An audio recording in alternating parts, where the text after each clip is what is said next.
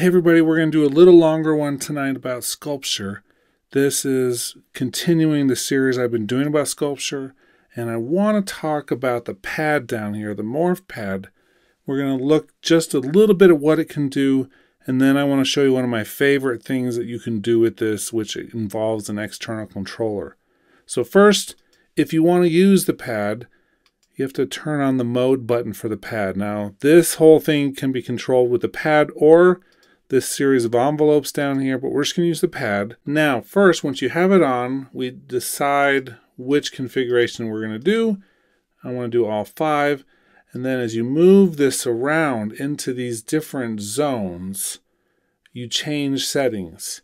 Now, not every setting on this thing can be morphed, but the primary ones are here in the object area and over here in the material area. And those are the ones we're going to look at.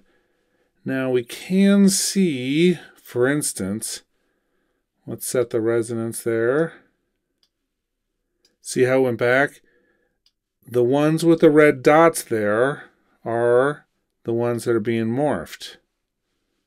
So you can set 5 distinct sounds here, and as you move between them, it will morph between those settings. You can see some are jumping, some are moving. We could move some of these around. Go to A, let's move that pickup just for a little bit. You'll see how they're all jumping. Okay, so some will jump, some will morph. It's really cool, but not everything on the whole device is going to do this. So for instance, if I move a little low here, that body is not going to be changing. Okay, so that's the basic of the morph pad. Super awesome. Allows us to create sounds. We can actually program movement into this using the envelope mode, but that's not what I want to look at tonight. What I want to look at is adding an external controller. Now down below here, and this is in our smart control, what we have are 2 additional controls that I've added.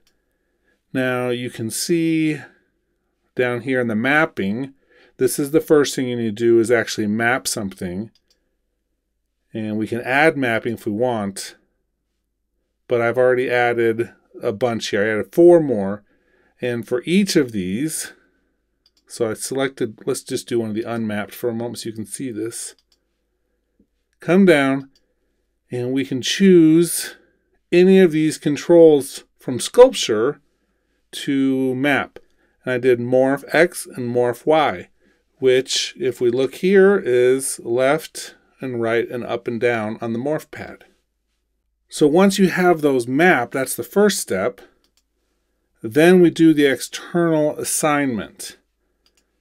We select the one we want to do. In this case, I clicked Learn, and then I made a movement with whatever external controller I have that I wanted to map to this.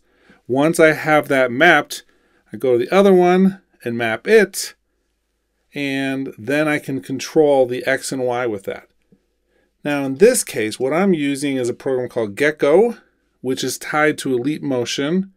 And Leap Motion, let me show you this a little bit. It's a device which takes hand motion and converts it into any kind of data, well, not any kind, converts it into several kinds of data. And in this case, the data I'm using with Gecko is MIDI. And this can send out MIDI. And I have just 2 different positions that I'm doing. Left and right with the finger spread. You can see, let's do that again. You can see when I go left and right, the blue line is going up and down. When I go up and down, that one is moving. So now I can move these around. And look down below, I mapped that using the Learn function onto these 2 knobs. So I leave this open, pull it off. Now I can wave my hand around, and it will adjust the morph. So my hand is just floating here in the air.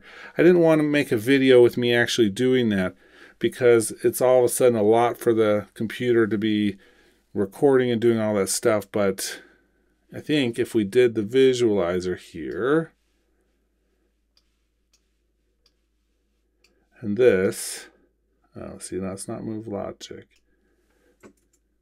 Visualizer. Let's see if it'll catch it at the same time. Okay, reinstitute it.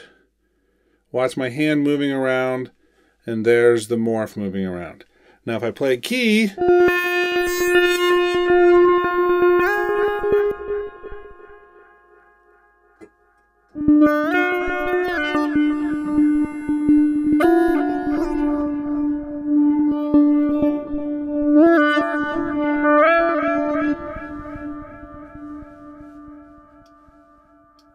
so you can come up with all kinds of really crazy sounds using this. Because what I'm doing for these, you'll see I'm changing material, pickup location, strength of this bouncing object. And the combination of that creates this really interesting sound, and you have this, not exactly tactile, but you have this motion of your hand, which morphs between them. So just to summarize, we're using the morph to create different sounds. We're using the pad here combined with the smart controls and an external learn function to use the leap motion to tie my hand motion into the actual morph pad. But any controller can do this that can send MIDI data. It's not limited to just a leap motion, but any of them you can do this with to create that. Probably going to be posting another video on Saturday or Sunday, but I hope you have a great week, and I hope you have a great weekend coming up, and I will talk to you soon.